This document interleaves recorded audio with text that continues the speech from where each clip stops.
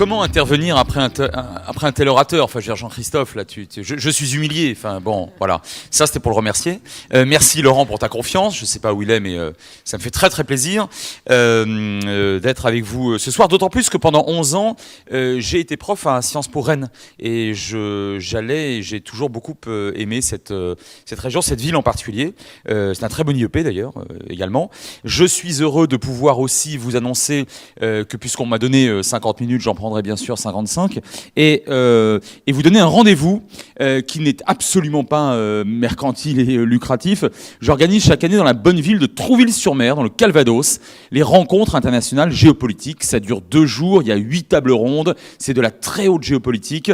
On se régale, il n'y a pas besoin de payer quoi que ce soit, il n'y a pas besoin de s'inscrire, et c'est dans la grande salle des gouverneurs du casino de Trouville. Cette année, la thématique, ce sont les frontières. Voilà, avec 2 grands témoins, Bertrand Badi, 40 ans de bons et loyaux services à Sciences Po Paris, professeur émérite de relations internationales, et le grand témoin qui clôturera cette journée, ces 4e rencontres, c'est le philosophe Régis Debray. Voilà, donc sur les frontières, et j'ajoute d'ailleurs que le dimanche après-midi, il y aura un récital de violon donné par Anne Gravoin pour adoucir les mœurs géopolitiques. Voilà. Donc merci beaucoup de votre patience, d'ores et déjà, de votre confiance. Je vais intervenir de manière extrêmement concrète. D'abord, 2 points introductifs, puis 3 phénomènes géopolitiques contemporains extrêmement importants, très lourds, qui vont vraisemblablement nous préoccuper pendant encore de longues années, sinon plusieurs décennies, et 2 points conclusifs. J'ajoute un point, je le dis ailleurs, et notamment à Sciences Po, il n'y a pas de raison que je le dise pas ici, il n'y a aucune question bête. Hein. Donc, posez toutes les questions, je peux répondre, je réponds, si je ne sais pas, je ne sais pas, mais enfin, n'hésitez pas, je ne comprendrai strictement rien à vos métiers respectifs, même si vous me les expliquez pendant longtemps, je crois. Donc je ne vais pas vous en vouloir de ne pas nécessairement être des dieux de la géopolitique. Sinon, ça ne sert à rien que j'intervienne ce soir. Donc très sincèrement, n'hésitez pas. Premier point introductif. Lorsqu'on parle de géopolitique, on fait souvent de la géopolitique à la manière dont M. Jourdain faisait de la prose. Au fond, c'est un terme qui est devenu extraordinairement galvaudé. Or, il y a une définition, celle de mon maître en géopolitique, Yves Lacoste, qui a 89 ans, qui a fondé dans les années 70 avec la revue trimestrielle Hérodote, à ce jour la plus ancienne et à mon avis la meilleure revue géopolitique existante, elle est en français bien sûr, il a fondé donc le courant de pensée moderne géopolitique. C'est l'étude des rivalités de pouvoir sur des territoires et des représentations qui y sont attachées. Il n'y a pas de géopolitique sans rivalité de pouvoir. Et les rivalités de pouvoir entre les États mènent quasi systématiquement au concept de souveraineté. C'est pour la souveraineté, son renforcement, son recouvrement, si on l'avait perdu, son acquisition si on ne l'a jamais eu, qu'on fait le plus souvent la guerre. Ça ne veut pas dire qu'on ne la fait pas nécessairement pour l'économie. Quand on l'a fait pour l'économie, on l'a fait pour obtenir des ressources, notamment des ressources minières ou minérales commercialisables, qui se trouvent en deçà d'une frontière. Donc la frontière, c'est la souveraineté. Donc ça, c'est quelque chose qui me paraît fondamental. Il n'y a pas de géopolitique sans rivalité de pouvoir. Et des rivalités de pouvoir sur des territoires.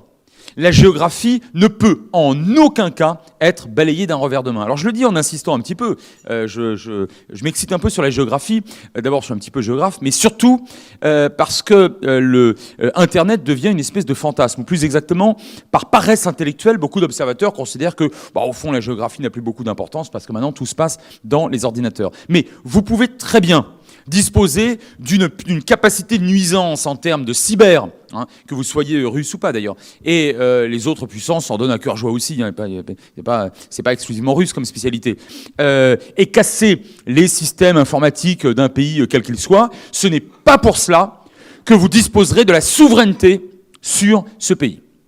Vous pouvez l'affaiblir, oui, comme vous pouvez l'affaiblir sur le plan commercial, sur le plan militaire, sur le plan moral, sur le plan institutionnel. Eh bien, vous pouvez aussi l'affaiblir via les ordinateurs et les cyber. Très bien. Vous n'aurez pas nécessairement la souveraineté sur ce pays. Au fond, moi j'ai tendance à dire que le cyberespace est un 4e théâtre d'opération.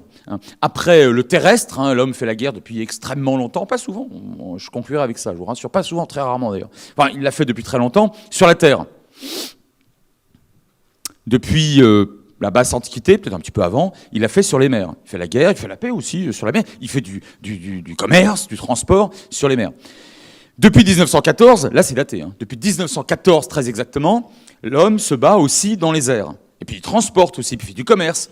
Dans les... Bon, et ben depuis les années 2000, 2010, l'homme fait tout ça aussi sur le cyberespace. Voilà. Il n'y a pas de quoi fouetter un géopolitologue, hein, ça va quoi. Je veux dire, c'est ok. C'est pas non, c'est pas une révolution. C'est pas une révolution. Techniquement, ça change pas mal de choses. Ouais, comme techniquement, l'aviation a changé énormément. Voilà. Et quand le fusil a remplacé l'arbalète, oui, bah, d'accord, oui, c'est plus dangereux et ça tire plus loin. Un fusil, c'est une arbalète. Hein. Bien. Donc, si vous voulez, je suis toujours très très méfiant quant aux conclusions hâtives sur ce qu'il y a de plus révolutionnaire avec Internet. Entre parenthèses, je vous le dis, dans les années 50. C'était la même chose. Les modes de réduction de la géographie, c'était parce qu'il y avait des missiles intercontinentaux. Le missile intercontinental, il se fiche bien des marais les plus putrides, des forêts équatoriales les plus épaisses et des massifs les plus élevés. Oui, très bien. On s'en est servi? Non. On ne serait pas là pour en parler. Hein. Voilà. Donc si on ne se sert pas des armes les plus puissantes et les plus destructrices, par définition parce qu'on ne veut pas mourir soi-même, on va utiliser des armes de moindre importance. Et moins les armes sont puissantes, plus la géographie reprend ses droits. Et j'ai l'habitude de dire que l'arme de destruction massive à la fin du XXe siècle, ça n'a bien sûr pas été le missile intercontinental, ça n'a pas été la tête nucléaire, on ne serait pas là pour en parler encore une fois. Ça n'a même pas été le char, l'hélicoptère ou le fusil, ça a été la machette en Afrique. Voilà. Donc, et les représentations, hein, les perceptions collectives, identitaires sur des temps longs. Tout cela, c'est vraiment la géopolitique. Deuxième point introductif, la puissance. On ne va pas se le cacher, quand on parle géopolitique, on parle puissance, autrement dit capacité d'agir. Là aussi, j'aime bien la définition sûre, en quelque sorte. La puissance, mais ça ne vaut pas que dans le militaire. Hein. Pensez entreprise, hein. Pensez monde de l'économie. La puissance, c'est faire. Faire, empêcher de faire, et refuser de faire. Voilà. Je répète, faire, empêcher de faire, refuser de faire. Alors, si vous me trouvez quelque chose de plus malin, qui n'intégrerait pas en quelque sorte cette définition là vraiment, je vous offre un excellent chocolat chaud à Paname.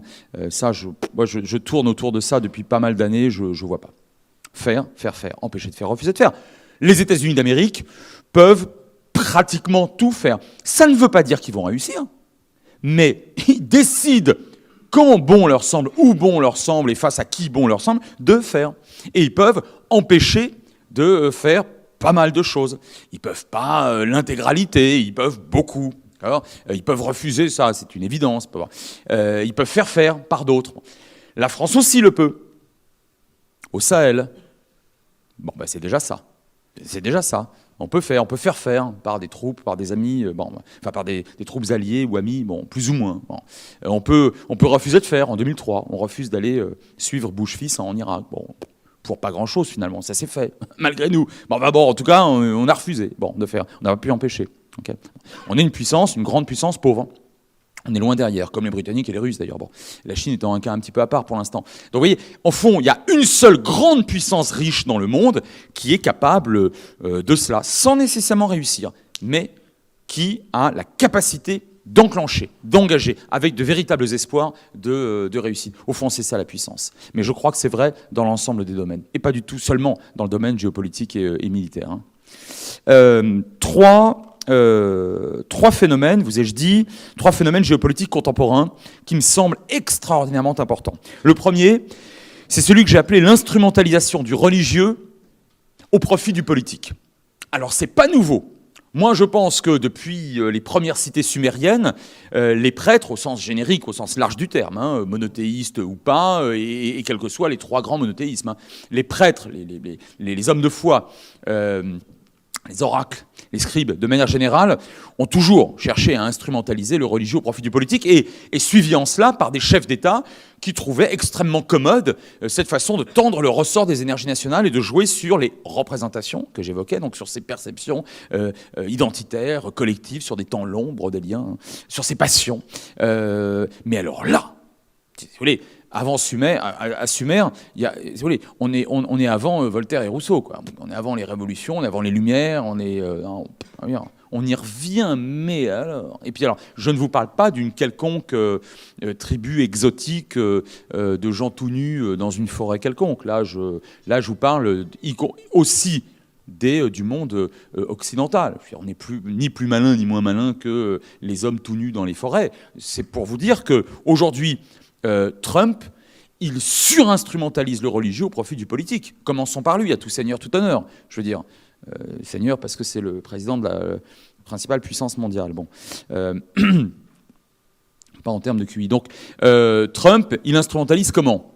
Il ne pensait pas avoir le pouvoir. Il l'a. Il aime bien le job. Bon, ça s'est joué à très peu. D'ailleurs, il a perdu en nombre de voix face à Mme Clinton. Bon. Donc, il veut être réélu la prochaine fois. Il a besoin des évangélistes. Quand j'ai commencé ma thèse de doctorat, moi je l'ai consacré à un patelin dont personne ne parle jamais, Jérusalem. Donc j'ai soutenu presque jour pour jour, d'ailleurs, il y a enfin je sais plus, bon, en 97, le calcul, bon, on s'en fout. À l'époque, moi, ça m'intéressait, les évangélistes, parce que Jérusalem, on s'intéresse aux trois monothéismes. Il y avait entre 40 et 45 millions d'évangélistes aux États-Unis. Il y en a aujourd'hui entre 80 et 85 millions. Et je ne vous parle que des États-Unis. Vous avez bien vu ce qui s'est passé au Brésil. Bon, au Brésil, entre 10-15% de la population, c'est catholique, donc c'est converti à l'évangélisme en moins de 20 ans. Résultat, très concret, très tangible aujourd'hui, un président évangéliste au dernier degré. Okay, et le Brésil, c'est pas une petite puissance. Donc, revenons à Trump. Trump, il joue sur les évangélistes, donc, d'abord, il arrête de dire des cochonneries, il dit des bêtises, mais il dit moins de cochonneries que pendant sa campagne électorale. Vraiment. Et ça n'a jamais été un pilier d'église, donc il faut bien convaincre que quand même... Il transfère l'ambassade américaine de Tel Aviv à Jérusalem. C'est pas pour obtenir les voix juives américaines, il les aura pas. Les juifs américains, ils votent démocrate. Non seulement ils votent démocrate, mais ils votent dans des États démocrates et qui ne sont pas des swing states. Donc il les aura pas. Bon. Et les moyens, il les a. Donc c'est pas le problème, il ne faut pas fantasmer. Les évangélistes, qui eux, là on n'a pas le temps de développer, si vous avez des questions évidemment je répondrai, qui eux considèrent Jérusalem comme un point nodal dans leur scénographie eschatologique. C'est extraordinairement important, on pourrait y revenir. Bien, ça ne lui coûte pas grand-chose, hein. Et j'y reviendrai, de toute façon le monde musulman est tellement déchiré que... Bon, c'est pas... D'ailleurs il y a eu très très peu de réactions, y compris des Saoudiens, c'est pour vous dire. Bon, donc il le fait, mais il ne le fait pas parce qu'il est passionné par Jérusalem. Je pense très sincèrement qu'il s'en fiche. En revanche, ça va l'aider en interne. Bon, eh bien ça, c'est un exemple d'instrumentalisation du religieux au profit du politique. D'accord ? Monsieur Poutine, qui n'a jamais été considéré non plus comme un pilier d'église, il a été officier du KGB. Non mais, hein ? Bien. Donc là, faut pas se moquer du monde. Alors, ça ne veut pas dire qu'il n'a pas le droit de devenir d'abord tolérant, ensuite croyant, voire pratiquant. Simplement, il n'a rien écrit à ce sujet. Hein, et il n'a rien dit à ce sujet. C'est par conséquent très étonnant de constater que lorsque des chasseurs-bombardiers russes Sukhoi partaient il y a quelques années de cela seulement pour aller bombarder les terroristes réels ou présumés à Alep, il se flanquait, lui, Vladimir Poutine, de pop, y compris d'ailleurs parfois du chef de l'église orthodoxe russe, qui bénissait ces chasseurs-bombardiers. Comme l'annexion de la Crimée a été bénie par l'église orthodoxe, très officiellement, à la demande, naturellement, du camarade Poutine. Écoutez, bon... Okay. Donc là, on est manifestement sur une instrumentalisation du religieux au profit du politique. Je dis instrumentalisation car je crois que M. Poutine lui-même n'y croit pas. Il en fait un instrument, il n'y croit pas. En tout cas, il n'a jamais démontré le contraire. Et on regarde son ancien métier. Donc ça, c'est très intéressant parce qu'il le fait, pas seulement, mais entre autres, face à deux autres...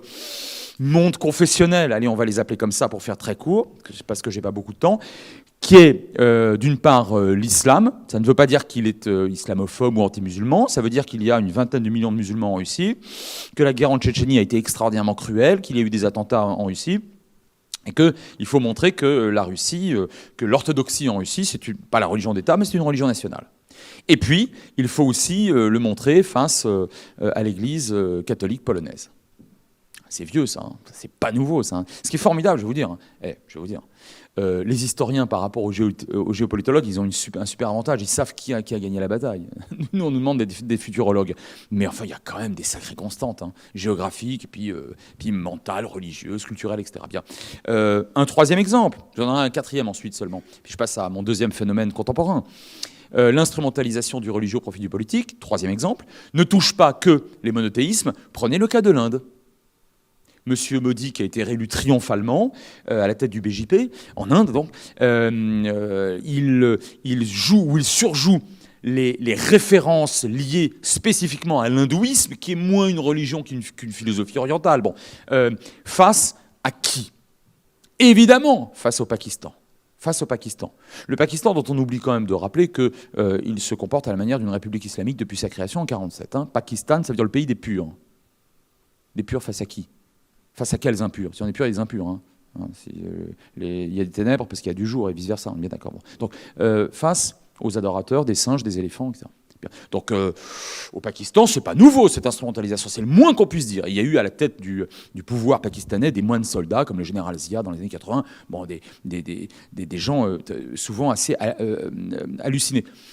Aujourd'hui, en Inde, il y a une montée en puissance du dispositif référentiel de l'hindouisme face, bien sûr, au Pakistan sur la question très grave du Cachemire. Et puis, éventuellement aussi, face à la minorité, petite minorité, c'est-à-dire 180 millions de personnes, musulmanes en Inde, hein, histoire qu'elles se tiennent plus ou moins tranquilles.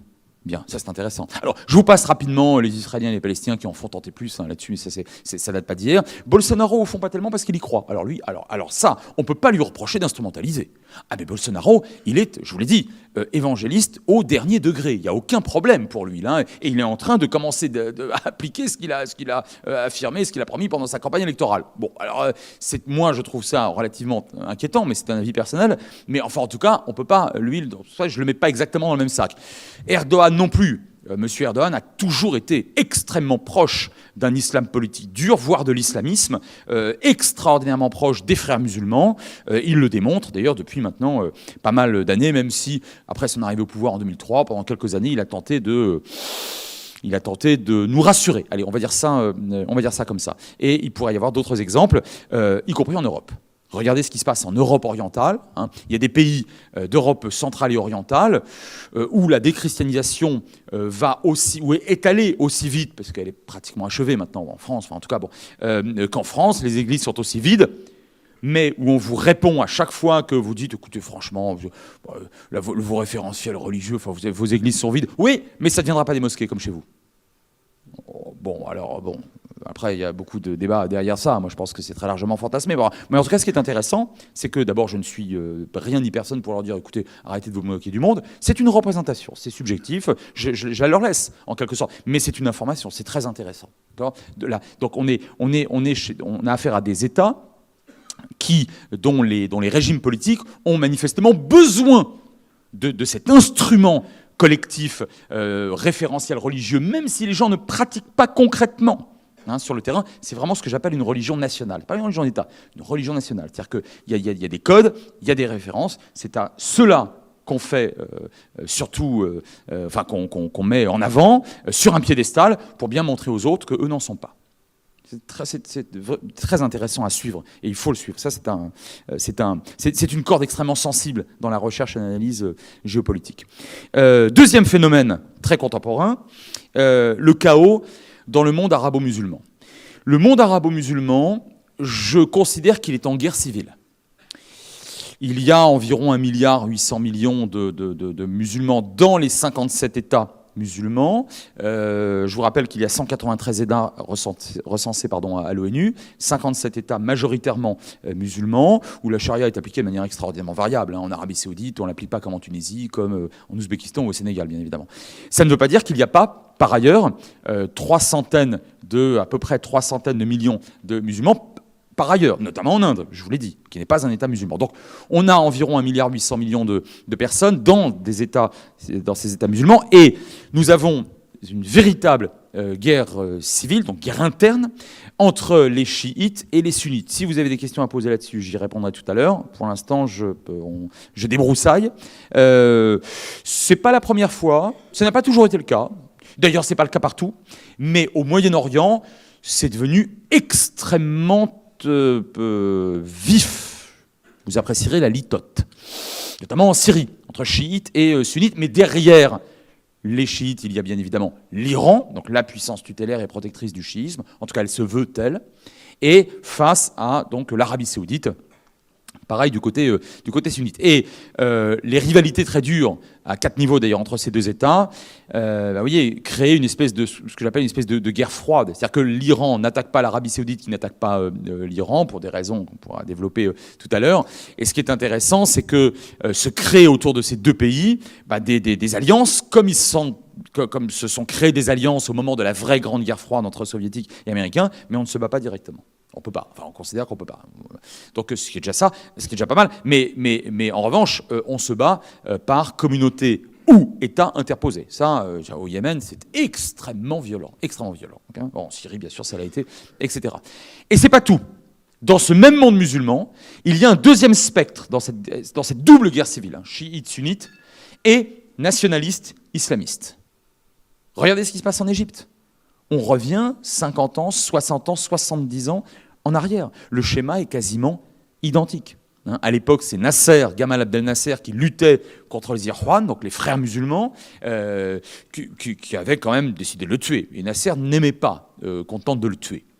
C'était un avis personnel, bien voilà, il l'a fait partager et il a fait pendre Sayed Qutb avant que lui-même soit abattu. Bien, les frères musulmans qui d'ailleurs plus tard abattraient l'homme de paix, Anwar al-Sadat, qui a fait la paix avec Israël en 81. Bien, donc ils avaient quand même de la suite dans les idées. Regardez ce qui se passe aujourd'hui en Égypte, l'État le plus nombreux, le plus central et le plus puissant, admettons, enfin bon, l'un des plus puissants en tout cas du monde arabe, ou l'un des moins impuissants. En Égypte, vous avez Al-Sisi qui lutte très farouchement contre les frères musulmans. Bon. Et c'est vrai dans la plupart des autres pays musulmans. Vous avez d'un côté des nationalistes qui suivent l'idée de Watan, en arabe c'est la nation, hein, donc c'est un petit peu à l'occidental en quelque sorte, hein, un concept qui a été importé dans le monde arabe en particulier depuis la France et l'Allemagne, et les islamistes qui, eux, suivent le concept d'Umma. C'est la maman en arabe. L'Umma, c'est la grande communauté des croyants, un concept très évanescent, qui est difficile à définir, mais qui est très protecteur, qui est assez démographique, qui est moral, bon, qui en principe représente et inclut l'ensemble des communautés musulmanes partout où elles se trouvent sur la planète. Bien. Eh bien, cette double guerre civile, aujourd'hui, elle est extrêmement violente, et je vais vous poser la question suivante. Savez-vous pourquoi en Syrie, en 7 ans et demi de guerre civile et de guerre, il y a eu entre 4 et 5 fois plus de tués qu'en 70 années de guerres israélo-arabes, tout conflit confondu. Et avec une majorité de civils cette fois-ci, alors que les guerres israélo-arabes, souvent faute de combattants arabes, au bout d'un moment, ça s'arrêtait très vite puisque les armées arabes avaient le bon goût de se faire écraser. Bon, donc ça s'arrêtait assez vite. Et c'était des guerres de haute intensité, hein, où étaient utilisés des chars, des avions, des bateaux, etc. Là, il y avait souvent, chez les combattants face à Assad, il n'y avait pas autant. Eh bien, ça a fait entre 4 et 5 fois plus de tués. On est sur quasiment un demi-million de tués sur l'espace de quelques départements français. C'est parce qu'en Syrie, vous avez été... Aujourd'hui, c'est quasiment terminé. Assad a gagné, enfin, grâce à l'Iran et la Russie. Vous êtes exactement au croisement de ce double spectre de la guerre civile qui prévaut au sein du monde musulman. Au pouvoir, un chiite, enfin un alaouite, donc d'extraction chiite, disons, Assad, nationaliste, face à une grande majorité de combattants, enfin d'opposants et de combattants sunnites et islamistes. C'est à la vie, à la mort. Hein. Ça a été une violence inouïe, en tout cas dans cette région, inouïe. Je finis avec mon deuxième phénomène géopolitique, consacré donc à ce monde arabo-musulman. La France et l'Europe sont directement touchées. Je ne vais pas vous l'apprendre, hein. On en est à plus de 250 morts en quelques années en France. La France n'est pas étrangère pour plein de raisons à cette... D'abord, elle est extrêmement proxime d'un point de vue géographique, d'un point de vue historique bien sûr aussi, notamment avec le Maghreb, mais aussi avec le Levant, la Syrie et le Liban. Bon. Et puis la France joue une partition tout à fait claire, assumée, sur le plan à la fois culturel, mais aussi politique et militaire, au Proche et au Moyen-Orient. Vous le savez très bien, on est intervenu et on intervient de manière extrêmement forte. Bon, donc rien de ce qui touche la Méditerranée, évidemment, n'est étranger à la France. De l'autre côté de la Méditerranée, vous avez le monde arabo-musulman. On va continuer à être pris pour cible, pour différentes raisons, mais pas seulement par les islamistes radicaux, et pas seulement parce que ici les femmes sont libres et que tout le monde peut se marier avec tout le monde, et que voilà, et que la République française, mon Dieu, je veux dire heureusement, est très, très à cheval sur la laïcité, et parce que nous sommes une démocratie. Oui, pour tout ça, nous sommes touchés. Mais aussi parce que certains terroristes nous reprochent d'être à la solde de tel ou tel camp dans le cadre de cette guerre qu'eux-mêmes mènent dans d'autres théâtres d'opération. Et c'est pas terminé. Mais rassurez-vous, je finis par une bonne nouvelle. Ça, c'est pas terminé par contre. J'ajoute un point, c'est que le monde arabe, lui, est littéralement effondré. Il y a 22 États arabes, environ 300 millions de personnes dans ces 22 États. Là, le délitement a commencé en 91 avec l'effondrement de la Somalie. Restore Hope, pour ceux qui ont vu La Chute du Faucon Noir, le film, ça parle un petit peu de ça. Enfin, en tout cas, c'est dans ce contexte-là. La Somalie, bon, c'était très, très périphérique, puis c'était pas un État puissant. On n'a pas tenu vraiment compte de ça. Mais ensuite, il y a eu l'effondrement de l'Irak, 2 fois d'ailleurs. Et puis, avec le printemps arabe, l'effondrement de plusieurs régimes. Enfin, non seulement régime, mais État complet. Qu'est-ce que la Libye aujourd'hui? Qu'est-ce que le Yémen aujourd'hui? Est-ce que ce sont encore des États-nations? Non. Non, clairement non. La Syrie, oui, Assad est toujours au pouvoir sur un champ de ruines. Et puis rien ne dit d'ailleurs que la Syrie demeurera un seul État. Moi, je pense qu'il y aura partition à terme. Pareil pour la Libye. On verra. Enfin, si vous avez des questions, j'y répondrai. Mais c'est vrai pour une grande partie du monde arabe. Et les États arabes qui n'ont pas été trop durement touchés par les suites du printemps arabe, là je parle des États, hein, des objets institutionnels, je ne parle pas des populations, qui ont été très courageuses, ils ont été durement affaiblis. Non seulement affaiblis par la suite des printemps arabes, mais affaiblis par un nouveau rapport de force énergétique que vous connaissez, je pense, pour le coup par cœur, et pour certains mieux que moi, c'est l'explosion des schistes nord-américains. Bon, là, il est bien clair que ça introduit un nouveau biais sur la cherté et la rareté, donc, c'est lié bien sûr, du pétrole. Et regardez ce qui s'est passé, je vous donne un seul exemple. Lorsque la Libye s'effondre en 2011, la France n'a pas été étrangère à cette situation. La Libye, c'est environ 2% hein, des exportations du pétrole mondial, puis un petit peu plus en gaz naturel, je crois. Et ça a eu zéro effet. Pas d'effet, quoi. Aucun effet, aucun. Donc vous pouvez ajouter quelques pourcents par-ci par-là. L'Arabie Saoudite mettra un peu plus d'huile sur les marchés, et puis si c'est pas eux, de toute façon c'est les Canadiens, les Américains. Donc là on a un appauvrissement de cette rente qui était déjà pas terrible. La rente c'est pas terrible, hein, je finirai par ça tout à l'heure. Mais alors là, donc on est dans un double chaos. Hein. Le monde arabo-musulman de manière générale et le monde arabe en particulier qui est tout à fait affaibli, effondré, qui est extrêmement morcelé. En particulier parce qu'il y a en face l'Iran, hein, ce qui pousse un certain nombre de chancelleries arabes à se rapprocher d'Israël et à reconnaître Israël et à oublier totalement, alors pour le coup la question palestinienne, c'était un conflit, c'est devenu un contentieux. Hein, aux yeux de beaucoup de chancelleries, oui, c'était un conflit à régler, c'était très embêtant. Aujourd'hui, c'est un vulgaire contentieux, mais même dans les chancelleries arabes, on considère ça. Troisième et dernier phénomène géopolitique contemporain, très important me semble-t-il, puis je conclurai sur mes 2 points. Le possible délitement de l'Union européenne. Moi, je vous le dis, j'assume tout ce que je dis, ce que je fais. Et je suis tout à fait d'accord avec ce que je dis et avec ce que j'écris. Il y a des psys dans la salle, c'est mieux, non? C'est mieux. Donc, moi, je suis français, moi, je suis patriote. 3 de mes 4 grands-parents ne sont pas nés en France, ont été ramassés en Europe orientale dans les années 20, au moment où on manquait de bras et de soldats. Donc, on ramassait tout ce qui traînait, dont mes grands-parents. Bon, voilà, la nation, enfin, la République et la nation en ont fait d'excellents citoyens. Et moi, en tout cas, et voilà, mes parents ont été des bons citoyens aussi. Et moi, j'espère être un bon citoyen et mes gamins aussi. Donc, et je suis extrêmement républicain et je suis patriote. Donc moi, je suis d'abord ma représentation. Je me mets sur le plan de travail. Et c'est d'abord vraiment c'est l'attachement à la France. Mais je suis aussi européen, pas seulement objectivement parce que je vis sur ce continent.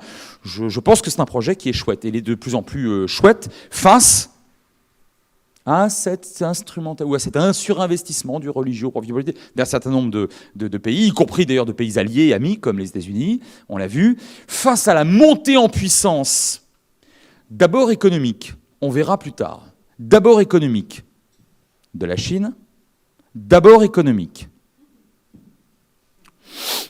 Une montée en puissance beaucoup plus rapide et importante que ce qu'on avait cru.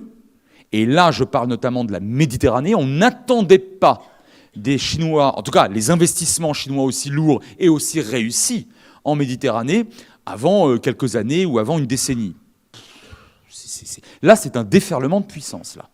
Et face à cela, nous avons un phénomène concomitant, qui d'ailleurs est parfaitement démocratique. Comme disait Bertolt Brecht, on ne dissout pas le peuple. On peut dissoudre une assemblée, hein. Bien, en Israël récemment, M. Macron peut le faire, bon, mais on ne dissout pas le peuple. Hein. Donc, vous voyez, quand les gens votent démocratiquement une fois, 2 fois, 3 fois pour M. Orban, 5 fois pour M. Erdogan, 3 fois pour M. Netanyahou, qu'est-ce que vous voulez que je vous dise? Peut-être 2 fois pour M. Trump. Alors on peut ne pas être content, mais on peut considérer que vraiment, ils se sont fait balader. Oui, non mais d'accord. Enfin, je veux dire, alors là, attention, parce que ce genre d'interprétation, c'est très réducteur du caractère, du niveau de conscience citoyenne de celui qui met son bulletin dans l'urne. Hein. Et puis la marche suivante, c'est non mais lui, il rend trop bête. Non, lui, il ne faut pas lui donner le droit de vote. Bon, vous voyez bien où ça mène. Et en même temps, on l'a bien vu au début des années 30, dans certains pays européens très très proches de la France, la démocratie, ça peut mener ses pires ennemis au pouvoir. Mais qui décide? Pas Dieu le Père, c'est les hommes eux-mêmes, ce sont les gens eux-mêmes en utilisant la démocratie. Bon, enfin, on n'en est pas là aujourd'hui, mais ce qui est sûr, c'est qu'une grande partie de l'Europe, la quasi-totalité en fait, des pays d'Europe orientale qui nous ont rejoints en 2003 et 2004, Malte étant un cas à part, mais les pays du continent, aujourd'hui continuent de se doter de gouvernements qui sont non seulement ultra-conservateurs, mais qui ont une représentation de l'Europe, de l'Union européenne, de ses projets, de ses valeurs, substantiellement différentes de ce que nous autres, en Europe occidentale, attendez, en Europe occidentale, je disais ça avant 2018, parce que les Italiens, ils sont en Europe occidentale. Hein. Voilà. Et puis les Anglais s'en vont. Il reste la France et le Benelux. Bon. Donc, non, mais quelques autres pays aussi, Portugal. Bon. Donc, oui, mais vous voyez, voilà, mais vous avez raison, mais oui, vous ricanez, mais ce qui est terrible, c'est que, et moi aussi, c'est-à-dire qu'on va se retrouver là dans une situation extrêmement dangereuse. Il ne s'agit pas de revenir aux années 30. Pour l'instant, et je pense pour longtemps, il n'y a pas de menaces militaires internes ou externes. Nous sommes dotés, notamment la France et la Grande-Bretagne et quelques autres pays, d'une puissance militaire absolument considérable. Et puis surtout, en face, il n'y a personne. M. Poutine, il s'occupe de la Crimée, peut-être demain de l'Ukraine, je ne sais pas, il faudra voir. L'Union européenne et l'OTAN, il réfléchira à 2 fois. Et c'est quelqu'un qui réfléchit, pas forcément très, très, très sympathique, mais en tout cas, il réfléchit, c'est quelqu'un de pondéré et qui maîtrise parfaitement les rapports de force. Bon. Donc, il est assez stable. Et puis au sud, il n'y a rien. Donc, je ne crois pas à une menace, à un risque sécuritaire ou militaire. Mais le risque de perte, au moins partielle, de notre souveraineté à chacun des États composant l'Union européenne, parce que rachat de la dette souveraine par un pays susmentionné il y a quelques instants, ça, là, je commence à le craindre. Je pense qu'on doit commencer à le craindre. Et si, en ce moment, on n'est pas unis là-dessus, alors là, ça est bien évident que les Américains et les Chinois vont s'en donner à cœur joie, et ça sera de notre faute, parce qu'au fond, aux Européens, je veux dire, on est pratiquement 500 millions, peut-être un peu moins maintenant avec le départ des Anglais. Bon. Enfin, et sur le plan ingéniérial, sur le plan militaire, sur le plan démographique aussi, même sur le plan démographique, sur le plan militaire, tous les voyants sont au vert. On a tout pour incarner une grande puissance complète, une grande puissance qui s'assume, qui peut faire, empêcher de faire. Si on ne le veut pas, écoutez. Hein. Vous savez, souvent la géopolitique, c'est comme la nature, à l'horreur du vide, et bien souvent, vous reculez, l'autre avance. Enfin, je dirais, on le voit en Afrique avec les Chinois. Vous reculez en termes de puissance ou d'influence, quelqu'un d'autre ira. Hein, mais c'est quasiment mécanique. Bien. Donc, c'est pas encore fait. J'ai beaucoup d'espoir. C'est pas encore fait. Je pense d'ailleurs que de ce point de vue-là, la France a un vrai rôle à jouer, et aujourd'hui, sans faire de politique intérieure, on n'est pas là pour ça, je ne suis pas de toute façon encarté, je ne suis pas militant, mais enfin là, aujourd'hui, pour l'instant, en tout cas, la France montre une voie différente, et du coup, sans les Anglais, on devient quelque part leader de quelque chose, hein, et c'est tant mieux. Et donc rien n'est joué, rien n'est perdu, mais je pense que le possible délitement de l'Union européenne aura des conséquences géopolitiques fondamentales. Je vais conclure pour ne pas dépasser le temps qui m'était imparti et que j'avais déjà décidé de ne pas respecter. 2 points conclusifs. Le premier, et là ça doit vous concerner très directement. On me dit, tu sais, il faut vraiment que les entrepreneurs, ils sont là, ils tricotent pas. Hein. Les entrepreneurs, je sais, j'interviens très souvent pour l'APM et pour beaucoup d'autres groupes, instances, collectifs liés au monde de l'économie et de l'entreprise. On n'est pas là pour tricoter. La valorisation du savoir. La valorisation du savoir. Les Hittites ont vaincu un jour les Égyptiens parce que pour la première fois, ils utilisaient des épées de fer. Les Égyptiens avaient encore des épées de bronze. Moi, je manie mal l'épée. Mais je me dis bien que le bronze, ça s'émousse et c'est moins tranchant, et surtout c'est beaucoup plus lourd à manier. Bon, eh bien, après Kadesh, les Égyptiens se sont mis à se battre avec des épées de fer. Voilà. Et ils ont remporté plein de victoires. La valorisation du savoir, à la fois sur le plan civil et sur le plan militaire, vous permet de développer, de fabriquer des outils à forte plus-value, à haute valeur ajoutée. C'est bon pour votre balance commerciale, c'est bon vis-à-vis de vos alliés face auxquels vous n'avez pas nécessairement besoin, donc auprès desquels vous n'avez pas besoin d'acquérir des armes parce que vous les faites vous-même, ou vous pouvez en produire. Regardez ce qui passe en France. Hein. On est, pour l'instant, une partie de notre balance commerciale est à peu près sauvée par l'industrie de l'armement, entre autres. On a beaucoup d'autres fleurons encore, mais enfin, ça c'est très important. Et par conséquent, c'est positif à tous les niveaux.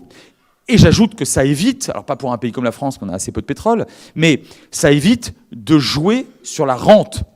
Il ne faut pas jouer sur la rente. Bah, vous que je vais l'apprendre, vous êtes l'inverse de rentier. Bon. Il faut absolument progresser, c'est-à-dire fabriquer des nouveaux concepts, des nouvelles idées, des nouveaux produits, toujours avancer, d'une manière ou d'une autre. Les États qui jouent sur la rente, pas seulement la rente pétrolière, mais ce qu'on appelle en géopolitique la malédiction du pétrole, vous voyez bien où ils en sont. Bon, vous allez me dire la Norvège. La Norvège est un cas tout à fait à part. Mais regardez, enfin, les États africains, moyen-orientaux, parfois asiatiques, enfin, c'est simplement catastrophique au bout du compte. Donc la valorisation, investissez si vous avez de quoi investir, si vous voulez investir. Moi, quand on me pose la question où est-ce qu'il faut investir, d'abord, j'ai rien à investir. Et puis je sais pas. Ah si, excusez-moi, j'ai peut-être quand même une idée. Et je dis toujours, allez là où on valorise le savoir. Tous les savoirs, notamment, bien sûr, le high-tech, bien sûr, le savoir technologique, notamment. Prenez des exemples, des cas intéressants comme la Corée du Sud, dont le sous-sol ne regorge pas de richesses naturelles commercialisables. Le cas d'Israël est emblématique. Prenez le cas d'Israël. Ils ont trouvé un peu de gaz naturel maintenant offshore, mais enfin, franchement, en dessous, à part un peu de sainteté, bon, et ça ne rapporte pas grand-chose. Donc prenez le cas de la Suède. Bon, Singapour, évidemment, depuis longtemps, etc.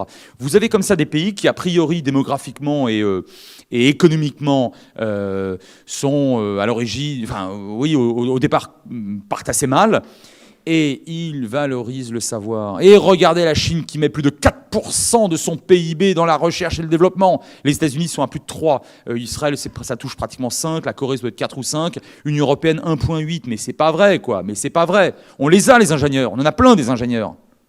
Avec 1,8, ah bah si c'est nous qui trouvons le produit de substitution magique au pétrole, c'est qu'on aura eu de la chance. Ou on aura prié, sauf qu'on ne prie pas en France. Bon, donc, chacun fait ce qu'il veut. Donc, la valorisation du savoir, si vous croisez ça avec un minimum de stabilité politique et, je dis bien un minimum d'absence de corruption, ou en tout cas une corruption administrative ou politique modeste, allez, là non seulement vous récupérez vos billes, mais de manière sans aucun doute magistrale. La conjugaison des deux, mais notamment, j'insiste, les États dans lesquels, et les populations au sein desquelles, et à la tête desquelles, on valorise le savoir. Enfin, et ça, écoutez, pour l'instant, c'est encore pas mal l'Occident, même beaucoup l'Occident, Amérique du Nord et Europe, on peut toujours l'appeler vieux continent, vieux, je sais pas, mais il y a encore plein de choses à faire ici. Et puis, bien sûr, l'Asie orientale au sens large du terme. Pas que la Chine, d'ailleurs. Les Vietnamiens ils s'y mettent très bien. Les Japonais, ça fait très longtemps, mais ils continuent. On les a oubliés, mais ils continuent à progresser. L'Australie, bien sûr, etc. Enfin, tout à l'heure, Jean-Christophe disait, mais attends, mais tu vas les faire sourire quand même avec toutes tes horreurs, là, ou comment c'est ça? J'ai dit, ouais, mais je garde pour la fin, ça, parce que sinon... 2018, 2017, puis mieux encore 2018. Et pour l'instant, moitié 2019, ont été et sont des années parmi les moins meurtrières depuis 1945. Il y a vraiment que les Français, pour répondre enquête d'opinion après enquête d'opinion, que tout va mal sur cette terre des hommes. Normal, on s'est pris beaucoup de coups ces dernières années, on n'a pas le moral. Je peux le comprendre, j'étais pas en 2 ans sous protection policière, donc moi Charb était un copain, hein, donc vous voyez, Bernard Marie c'était un copain, donc il n'y a pas de problème. On a vraiment subi des coups très durs. Mais mon maître Yves Lacoste nous apprenait à l'époque en DEA, en master à l'époque, avant même la thèse, à adopter le regard du prince, et je conclurai par ça. Vous prenez le globe terrestre et vous tentez le plus objectivement possible, le plus rationnellement possible, en laissant vos sentiments ou vos perceptions, vos représentations, le plus possible pour un moment d'observation, de côté. Et vous regardez quelles sont objectivement les menaces les plus graves, et avant même de parler des menaces c'est une supputation. On me dit, ouais, mais demain il risque d'y avoir la guerre entre, oui, puis demain il peut pleuvoir. D'accord, mais concrètement, ces dernières années et aujourd'hui, ce que je vous dis, c'est que depuis 1945, on n'a quasiment jamais, quelques cas de figure près, on n'a quasiment jamais aussi peu fait la guerre. L'Amérique du Nord est en paix et en démocratie. Bon, vous me direz que ça fait quand même longtemps. D'accord, ok. L'Amérique du Sud, y compris l'Amérique centrale, dans les années 70, 80, 90, jusqu'aux années 2000, ça a été très dur. Et je vous épargnerai, parce que j'ai vraiment pas le temps, le cône latino-américain dans les années du milieu du 19e siècle, où ça a été des boucheries sans nom. Enfin, bon. Et j'ajoute que dans le cône latino-américain, à quelques exceptions vénézuéliennes pénibles près et cubaines près, on est même plutôt en démocratie. Vous êtes tous trop jeunes pour avoir connu les années 70. Bon. Beau gosse, hein. Mais bon, pour les dames que je dis ça. Dictature dans les années 70. C'est même pas le cas aujourd'hui. L'Afrique, il faut arrêter de dire que l'Afrique est en guerre. Kofi Annan, l'ancien secrétaire général des Nations Unies, avait dit dans les années... il connaissait parfaitement le poids des mots en français, parfaitement francophone. Il avait dit de l'Afrique des Grands Lacs et du Soudan, donc une grande partie de l'Afrique centrale, ici c'est l'enfer sur Terre. Les mots ont un poids. L'enfer sur Terre. Moi, j'ai beaucoup travaillé sur le génocide des Tutsis rwandais de 1994. Mais on dit qu'aujourd'hui, l'Afrique est en guerre. Amnesty International établit une fourchette de 4 à 6 millions. Vous voyez la fourchette entre 4 et 6 millions. On ne sait même pas de tuer essentiellement des civils pendant les guerres qui ont ensanglanté l'Afrique centrale. Mais de quoi parle-t-on quand on évoque aujourd'hui, malheureusement, des situations parfois très violentes en Centrafrique ou en Somalie que j'évoquais tout à l'heure. De quoi parle-t-on par rapport aux années 90 ? Et je vous épargne ce qui s'est passé encore avant. Bien. L'Asie. Oui, il y a des tensions entre l'Inde et le Pakistan, c'est pas nouveau, il y a déjà eu 3 guerres, la 4e sera nucléaire. Alors vaut mieux pas qu'elle ait lieu. Okay ? Pour l'instant, il n'y a pas la guerre au Cachemire. Il y a eu, il n'y a pas. Et vous allez voir pourquoi, je vais voir où je veux revenir, puis après je conclurai, promis, puis vous allez voir où je veux en venir. Il n'y a pas pour l'instant, pas de guerre en Asie. L'Océanie, c'est en général assez calme, ça, je vous rassure, ça risque pas de... globalement, à Nauru, on est assez tranquille. Donc ça va. L'Europe des années 90, mais elle est caractérisée par quoi, l'Europe des années 90 ? Par la Yougoslavie. Et puis comme disent les Jones, ça a faillité quand même. Bien, aujourd'hui, non. Bon, et la situation en Ukraine orientale, elle n'est pas géniale. Il y a eu malheureusement plusieurs centaines de victimes. J'en suis très très désolé, sincèrement. Mais ce n'est pas ce qu'on appelle une guerre de haute intensité, même pas de moyenne intensité. Tout ça pour vous dire qu'on n'a jamais autant négocié. On n'a jamais autant négocié. Pour 2 raisons. D'abord, on a peur de la guerre. Comme à la bonne époque de la dissuasion nucléaire. On a peur de la guerre même entre petits pays qui n'ont pas grand-chose, qui ont plus d'arbalètes que de fusils, entre guillemets, bien sûr. Intéressant. On a peur des conséquences de la guerre. Très intéressant. Ça, c'est dissuasif. Et la deuxième raison, c'est qu'on pense que ça rapportera plus de ne pas la faire, cette guerre potentielle, que de la faire. Très intéressant. Parce que vous avez plein de chefs d'État depuis la nuit des temps qui considèrent que, vous savez, c'est ce que disait Clausewitz, au fond, une guerre c'est comme une transaction commerciale, sauf que le sang ne coule pas dans une transaction commerciale. Pour le reste, je la fais si j'ai besoin de la faire. La guerre, c'est la continuation de la politique par d'autres moyens, vous connaissez ça par cœur. Bon. Donc là, même si je ne suis pas très, très, très nanti, si je la fais, ça va être encore pire. Je préfère pas. Génial! Et donc, à la fois cause et conséquence, on n'a jamais autant négocié entre États et ONG, entre ONG et GAFAM, État, etc. etc. C'est médias, États, etc. On n'a jamais autant négocié. Même lorsque, dans ce grand théâtre, parfois théâtre d'ombre, que constitue la planète diplomatique, on s'envoie des mots ou des tweets incendiaires. C'est pas négligeable et parfois c'est dangereux. Il vaut mieux éviter. Les accidents sont toujours possibles, les dérapages sont possibles. En général, et de plus en plus, derrière, on fait gaffe.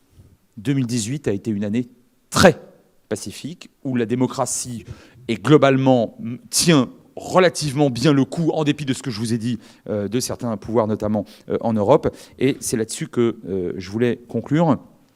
Dans toute société, il y a des rapports de force. Et une société, c'est à partir de deux. On ne forme pas une société. De 2 à 7 milliards et demi, on est en société. Il y a des rapports de force. Une société sans rapport de force, cela n'existe pas. Mais, et je finirai par cette bonne nouvelle, mais ce n'est pas une nouvelle quand même. Enfin, j'espère que si c'est une nouvelle, c'est très bonne, et prenez-la comme telle. Les rapports de force ne dégénèrent que très exceptionnellement en usage de la violence. Merci.